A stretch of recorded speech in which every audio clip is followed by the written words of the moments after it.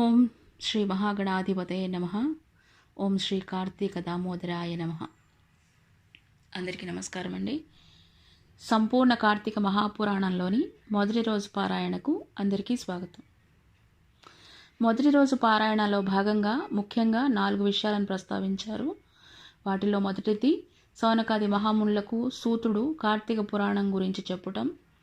రెండవది జనకుడు వశిష్ఠుని ద్వారా కార్తీక వ్రత ధర్మాలను అడిగి తెలుసుకొనుట. మూడవది సోమవార వ్రత విధానమును తెలుపుట. ఇంకా 4వది మొదటి రోజు పారాయణలో భాగంగా నిష్ఠురి యొక్క కథ. ఇప్పుడు మనం పురాణాన్ని ప్రారంభించుకుందాం.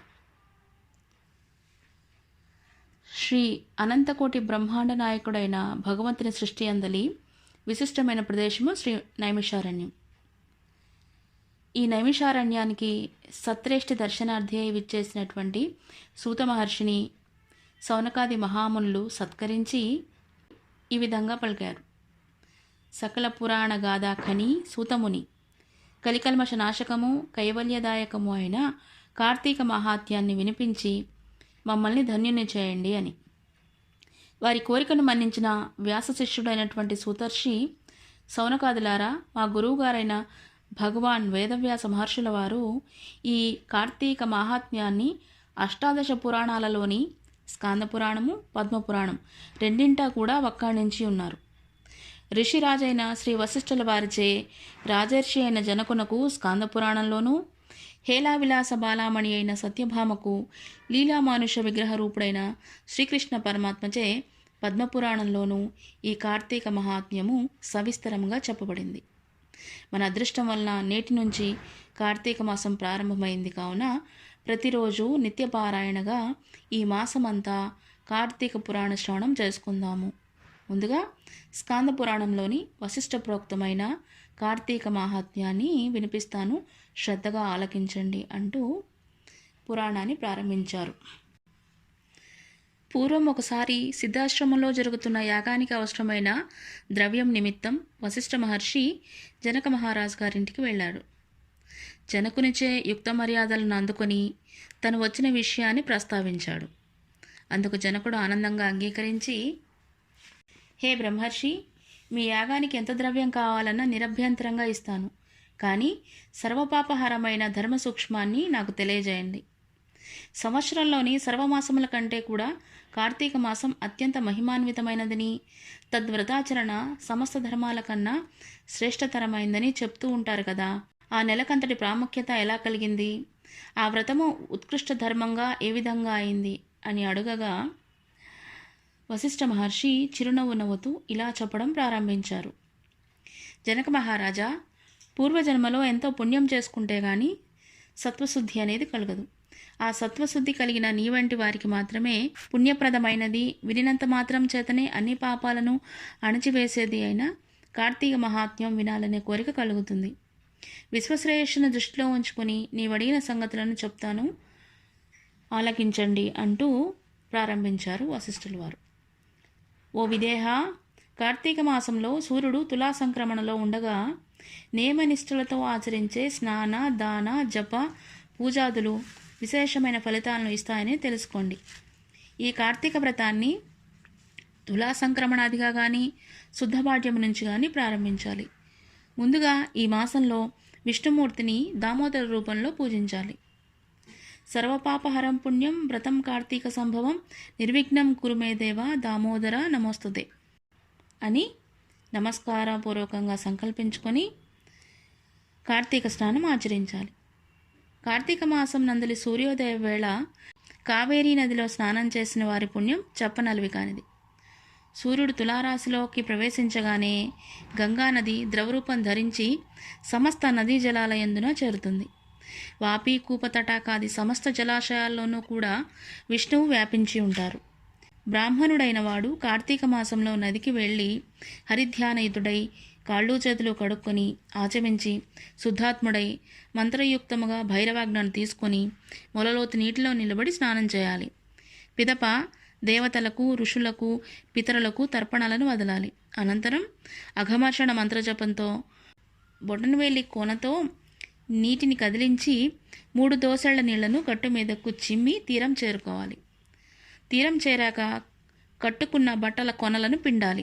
దీనినే యక్షతర్పణం అంటారు. అనంతరం ఒళ్ళు తుడుచుకొని పొడి అయినవి, మడి అయినవి, తెల్లనివైనటువంటి వస్త్రాలను ధరించి హరినామస్మరణ చేయాలి.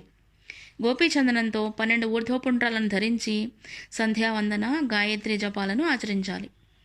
ఆ తరువాత ఔపోసనము చేసి బ్రహ్మయజ్ఞం ఆచరించి తన తోటలో నుంచి చక్కని పుష్పాలను సేకరించి సాలగ్రామ రూపమైన విష్ణువును భక్తిగా షోడశోపచారాలతో పూజించాలి. పిమ్మట కార్తీక పురాణ పఠనం కానీ శ్రవణం కానీ చేయాలి. ఇక సాయంకాలం కాగానే ఇతర వ్యవహారాలన్నింటినీ విరమించుకొని శివాలయంలో కానీ విష్ణువాలయంలో కానీ యథాశక్తి దీపాలను పెట్టి అక్కడి స్వామివారిని ఆరాధించి భక్ష్య భోజ్యాదులు నివేదించి శుద్ధవాక్కులతో హరిని స్తుతించాలి. ఈ కార్తీక మాసం పొడవునా ఈ విధంగా వ్రతాన్ని చేసిన వారు పునరావృత్తి రహితమైనటువంటి వైకుంఠాన్ని పొందుతున్నారు. ప్రస్తుత పూర్వజన్మాలలో ఆర్జితాలైనటువంటి పాపాలన్నీ కూడా కార్తీక వ్రతం వలన హరించుకుపోతాయి. వర్ణాశ్రమ, లింగ, వయోభేదరహితంగా ఈ వ్రతాన్ని ఆచరించిన ఎవరైనా సరే వాళ్ళు మోక్షానికి అర్హులవడం అన్నది నిస్సంశయం. జనకరాజా తనకు తానుగా ఈ వ్రతాన్ని ఆచరించలేకపోయినా ఇతరులు చేస్తూ ఉండగా చూసి అసూయారహితుడై ఆనందించేవానికి ఆ రోజు చేసిన పాపాలన్నీ కూడా విష్ణుకృపా అగ్నిలో ఆహుతి అయిపోతాయి. వ్రత విధానాన్ని ఏ విధంగా ప్రారంభించాలో జనకునికి వశిష్ఠుల వారు ఈ విధంగా తెలియజేశారు. తదనంతరం కార్తీక సోమవార వ్రతాన్ని ఎలా ఆచరించాలి అన్న విషయాన్ని ప్రస్తావిస్తూ జనక మహారాజా వినినంత మాత్రం చేతనే మనోవాకాయముల ద్వారా చేయబడినటువంటి సర్వపాపాలను హరింపజేసే కార్తీక మహాత్యాన్ని శ్రద్ధగా వినుసుమా. అందున ఈ నెలలో శివప్రీతిగా సోమవార వ్రతం ఆచరించేవారు తప్పనిసరిగా కైలాసాన్ని చేరుకుంటారు. కార్తీక మాసంలో వచ్చే ఏ సోమవారం నాడైనా సరే స్నాన జపాదులను ఆచరించేవాడు 1000 అశ్వమేధ యాగ ఫలాన్ని పొందుతాడు. ఈ సోమవార వ్రత విధి 6 రకాలుగా ఉంటుంది. అందులో మొదటిది ఉపవాసము, రెండవది ఏకభుక్తం, మూడవది నక్తము, నాలుగవది అయాచితము, ఐదవది స్నానము, ఆరవది తిలాదానము. అందులో మొదటిది అయిన ఉపవాస వ్రతం గురించి చెప్తున్నాను విను. శక్తి గలవారు కార్తీక సోమవారం నాడు పగలంతా ఉపవాసం ఉండి సాయంకాలంన శివాభిషేకం చేసి నక్షత్ర దర్శన అనంతరము తులసి తీర్థం మాత్రమే సేవించాలి. ఇక రెండవదైన ఏకభుక్త వ్రతం ఏమనగా ఉపవాస వ్రతం చేయడం సాధ్యం కాని వాళ్ళు ఉదయం స్నాన దాన జపాలను యథావిధిగా చేసుకొని మధ్యాహ్నంన భోజనం చేసి రాత్రిపూట భోజనానికి బదులుగా శైవ తీర్థం కానీ తులసి తీర్థం కానీ తీసుకోవాలి. ఇక మూడవది నక్తవ్రతం. ఇది ఎలా చేయాలంటే పగలంతా ఉపవాసించి రాత్రి నక్షత్ర దర్శనం తరువాత భోజనం కానీ ఉపాహారం కానీ స్వీకరించాలి. ఇక నాలుగవదైన అయాచిత వ్రతము గురించి ప్రస్తావిస్తూ భోజనానికి తాము ప్రయత్నించకుండా ఎవరైనా వారికి వారుగా పిలిచి పెడితే మాత్రమే భోజనం చేయడాన్ని అయాచిత వ్రతము అని అంటారని తెలియపరిచారు. స్నానము, తిలదానము. పైవాటికి వేటికి శక్తి లేని వాళ్ళు సమంత్రక స్నాన జపాదులను చేసినప్పటికీ సోమవార వ్రత ఫలితం లభిస్తుంది. అలాగే మంత్ర జప విధులు కూడా తెలియని వాళ్ళు కార్తీక సోమవారం నాడు నువ్వులను దానం చేసినా సరిపోతుంది, సోమవార వ్రత ఫలితం దక్కుతుంది అని తెలియపరిచారు. కానీ ఇవి కేవలం శక్తి లేని వారికే సుమా. అయితే పై 6 పద్ధతుల్లో దేన్ని ఆచరించినా కార్తీక సోమవార వ్రతం చేసినట్లే అవుతుంది. కానీ తెలిసుండి కూడా ఏ ఒక్క దానిని ఆచరించని వాళ్ళు 8 యుగాల పాటు కుంభీపాక రౌరవాది నరకాల్ని పొందుతారు అన్నది ఆర్షవాక్యము. ఈ వ్రతాచరణం వలన అనాథలు, స్త్రీలు కూడా విష్ణు సాయుధ్యాన్ని పొందుతారు. కార్తీక మాసంలో వచ్చే ప్రతి సోమవారం నాడు కూడా పగలు ఉపవసించి రాత్రి నక్షత్ర దర్శనం అనంతరం భోజనం చేస్తూ ఆ రోజంతా భగవద్ధ్యానంలో గడిపేవాళ్ళు తప్పనిసరిగా శివ సాయుధ్యాన్ని పొందుతారు. సోమవార వ్రతాన్ని చేసేవాళ్ళు నమక చమక సహితంగా శివాభిషేకాన్ని చేయుట ప్రధానము అని తెలుసుకోవాలి. ఈ సోమవార వ్రతఫలాన్ని వివరించే ఒక ఇతిహాసాన్ని చెబుతాను విను అంటూ వశిష్ఠుల వారు నిష్ఠురి కథ చెప్పడం ప్రారంభించారు. పూర్వం ఒకానొక బ్రాహ్మణుడికి నిష్ఠురి అనే కూతురు ఉండేది. అందంగానూ అత్యంత విలాసంగానూ ఎంతో పుష్టిగానూ ఉండే ఈమెకు గుణాలు మాత్రము మంచివి అవ్వలేదు. కావున ఆమెను గుణాల రీత్యా కర్కశ అని కూడా వారు పిలుస్తూ ఉండేవారు. బాధ్యత ప్రకారం తండ్రి ఆ కర్కశను సౌరాష్ట్ర బ్రాహ్మణుడైనటువంటి మిత్రశర్మ అనేవానికిచ్చి తన చేతులు దులిపేసుకున్నాడు. ఆ మిత్రశర్మ చదువుకున్నవాడు, సద్గుణవంతుడు, సదాచారపరుడు మాత్రమే కాకుండా సహృదయుడు కూడా కావడం వలన కర్కశ ఆడింది ఆటగా పాడింది పాటగా కొనసాగింది. పైగా ఆమె ప్రతిరోజు భర్తను నానా దుర్భాషలాడుతూ కొడుతూ ఉండేది. అయినప్పటికీ కూడా మనసుకు నచ్చింది కావడం వలన, మోజు చంపుకోలేక, భార్యను పరిత్యజించడం వల్ల తన వంశానికి పరువు తక్కువ అవుతుందనే ఆలోచన వలన మిత్రశర్మ కర్కశ పెట్టే కఠిన హింసలన్నింటినీ కూడా భరిస్తూ ఉండేవాడు. కానీ ఏనాడు ఆమెను శిక్షించలేదు. ఆమె ఎందరో పరపురుషులతో సంబంధం పెట్టుకొని భర్తను, అత్తమామలను మరింత నిర్లక్ష్యంగా చూసేది.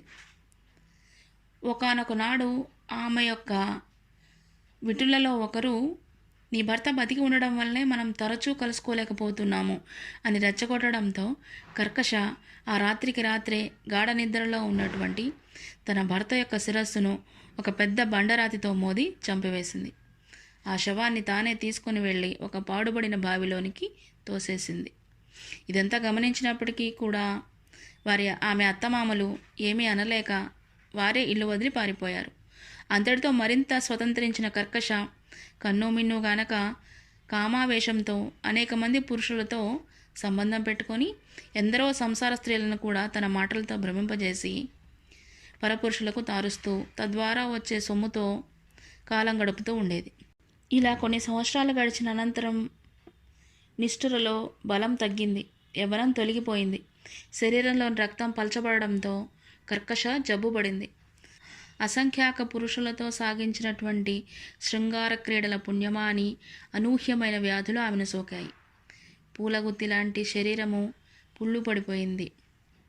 జబ్బున పడిన కర్కశ వద్దకు విటుల రాకపోకలు తగ్గిపోయాయి. ఆమె సంపాదన పడిపోయింది.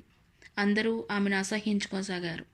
చివరికి ఆ నిష్ఠుర తినడానికి తిండి, ఉండేందుకు ఇల్లు, వంటి నిండా కప్పుకునేందుకు బట్టలు కూడా కరువైనదై సుఖవ్రణాలతో నడివీధిన పడి మరణించింది. కర్కశ శవాన్ని కాటికి మోసుకుపోయే దిక్కు కూడా లేకపోయింది.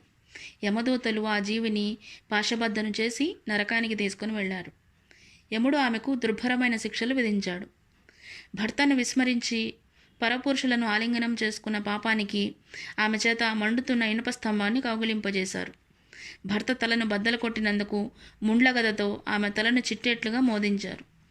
భర్తను దూషించినందుకు, కొట్టినందుకు తన పాదాలను పట్టుకొని కఠినమైన శిలలకేసి బాధించారు. సీసమును కాచి చెవుల్లో పోయించారు. కుంభీపాక నరకానికి పంపారు. ఆమె పాపాలకు గాను ఆమె ముందరి 10 తరాల వారు, తదుపరి 10 తరాల వారు కూడా ఆమెతో కలిసి మొత్తం 21 తరాల వాళ్ళు కుంభీపాక నరకంలో పడి కుమిలిపోసాగారు. నరకవాసనంతరం ఆమె 15 సార్లు భూమిపై కుక్కగా జన్మించింది. 15వ పర్యాయంన కళింగ దేశంలో కుక్కగా పుట్టి ఒకానొక బ్రాహ్మణ గృహంలో ఉంటూ ఉండేది. ఇలా ఉండగా ఒక కార్తీక సోమవారం నాడు ఆ బ్రాహ్మణుడు పగలంతా ఉపవాసం ఉండి శివాభిషేకాలు నిర్వర్తించి నక్షత్ర దర్శన అనంతరము నక్త స్వీకారానికి సిద్ధపడి ఇంటి బయలులో బలిని విడిచిపెట్టాడు. బలి అనగా పశుపక్ష్యాదులకు వేసేటటువంటి ఆహారం. ఆనాడంతా ఆహారం దొరకక పస్తూ ఉన్న కుక్క ప్రదోష దినాన ఆ బలి అన్నాన్ని భుజించింది. బలి భోజనం వలన దానికి పూర్వస్మృతి కలిగింది. ఓ విప్రుడా, రక్షించుము అని మొరపెట్టుకున్నది. దాని అరుపులు విని వచ్చిన విప్రుడు కుక్క మాట్లాడడాన్ని గమనించి ఆశ్చర్యపోతూ, నువ్వేం తప్పు చేశావు? నిన్ను నేనెలా రక్షించగలను అని అడిగాడు. అందుకు ఆ కుక్క, ఓ బ్రాహ్మణుడా, పూర్వజన్మలో నేనొక విప్రవనితను. కామంతో కండ్లు మూసుకుపోయి జారత్వానికి ఒడిగట్టి భర్తృహత్యకు, వర్ణసంకరానికి కారకురాలనయ్యాను. ఆయా పాపాలకు అనుగుణంగా అనేక కాలం నరకంలో చిత్రహింసలను అనుభవించి ఈ భూమిపైన ఇప్పటికీ 14 సార్లు కుక్కగా పుట్టాను. ఇది 15వ సారి. అటువంటిది ఇప్పుడు నాకు హఠాత్తుగా ఈ పునర్జన్మలు ఎందుకు గుర్తుకొచ్చాయో అర్థం కావడం లేదు. దయచేసి విశదపరచమని కోరింది. బ్రాహ్మణుడు సర్వాన్ని జ్ఞానదృష్టితో తెలుసుకొని, ఓ సునకమా, ఈ కార్తీక సోమవారం నాడు ప్రదోష వేళ వరకు పస్తుండి నాచే విడవబడిన బలిభక్షణంను చేయడం వలననే నీకు ఈ పూర్వజన్మ జ్ఞానం కలిగినది అని చెప్పాడు. ఆపై ఆ జాగిలము అనగా కుక్క, ఓ బ్రాహ్మణుడా, నాకు మోక్షం ఎలా సిద్ధిస్తుందో ఆనతీయమని కోరింది. అంత మీదట ఆ దయాళువైనటువంటి బ్రాహ్మణుడు తాను చేసిన అనేక కార్తీక సోమవార వ్రతాలలో ఒక సోమవారం నాటి వ్రతఫలాన్ని ఆ కుక్కకి ధారబోయగా ఆ క్షణమే ఆ కుక్క తన సునకదేహాన్ని పరిత్యజించి దివ్య స్త్రీ శరీరిణి అయి ప్రకాశమాన హారవస్త్రభూషితయై పితృదేవత సమన్వితయై కైలాసంనకు చేరింది.